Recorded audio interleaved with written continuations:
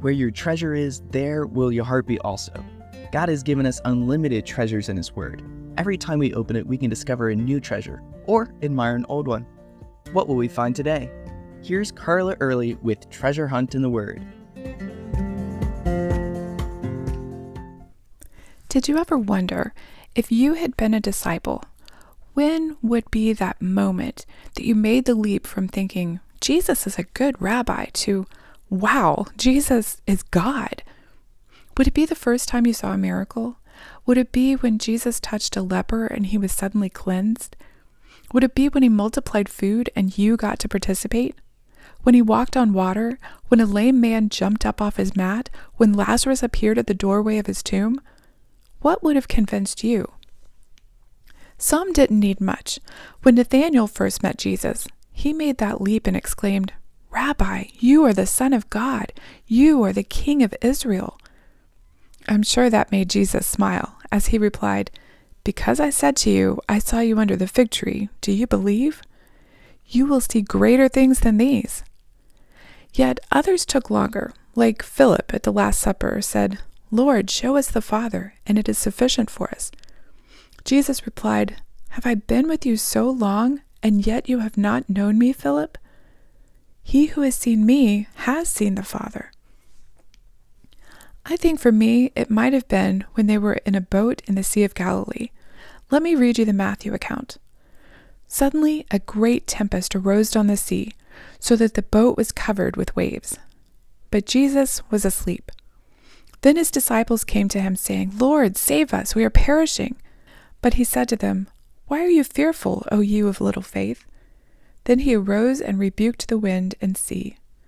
In Mark, he just said, Peace, be still. But he didn't use that word shalom. He used words that mean more like, be quiet, or be muzzled.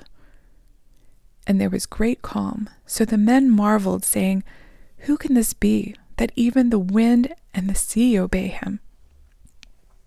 At this point, they'd already seen a lot of healing miracles. At first, they might have thought that Jesus was a man who God had given the gift of teaching and healing.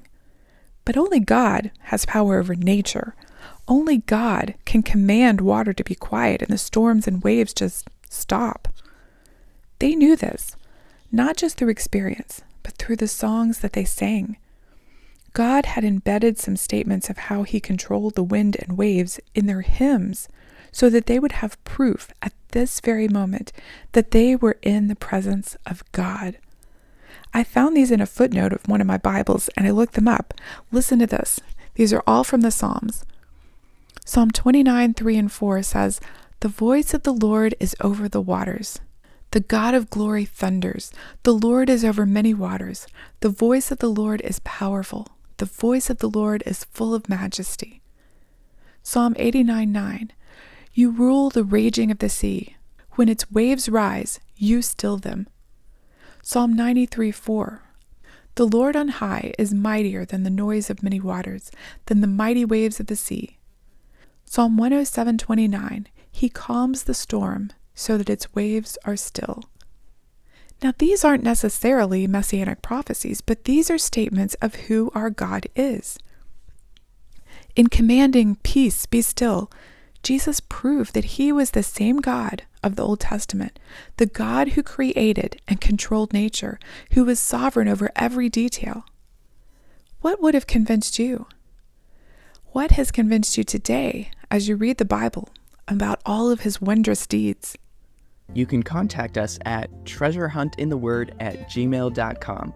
We'd love to hear the treasures God has given you through his word. You can listen to other episodes on our website, which you can find in the description below. Thank you for listening, and remember, where your treasure is, there will your heart be also.